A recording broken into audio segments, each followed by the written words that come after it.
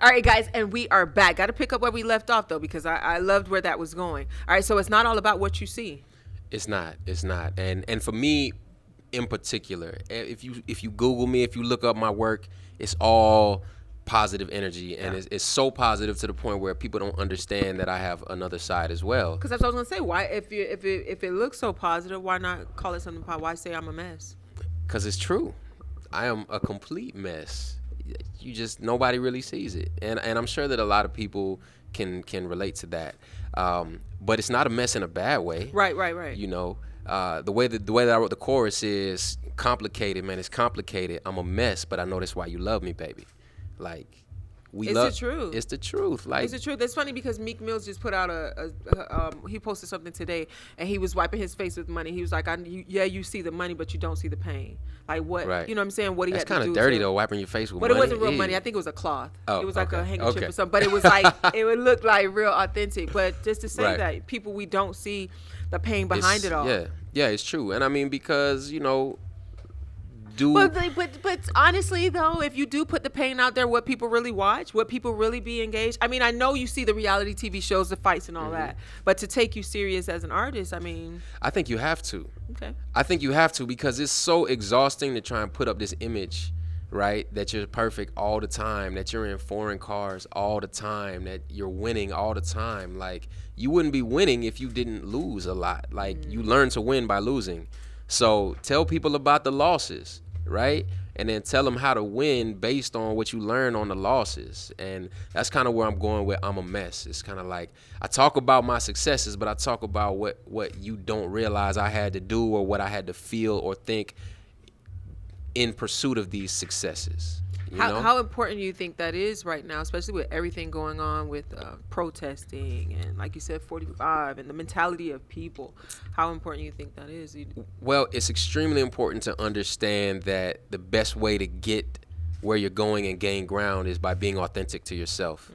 Right? In the social media era, everybody wants to be like somebody else, or at least they're convinced that following the other person's footsteps is going to get them that person's results, but that's not the case. Correct. Your results come from your footsteps. You walk in somebody else's path, they've already picked all the fruit off of those trees that they were walking past. So you're trying to follow that path, and all the fruit has been picked already. If you blaze your own trail, there's fresh fruit everywhere that's made just for you. Did you have a mentor or someone to keep you with your head on straight, or, someone to, just kind of talk to you or get you encouraged again? Because, like you said, you're a mess, but a good one, because, you've been through some stuff. Yeah, absolutely. I have so many mentors. I just got a great network of great people who kind of help me stay grounded and keep me in focus of what my goal is.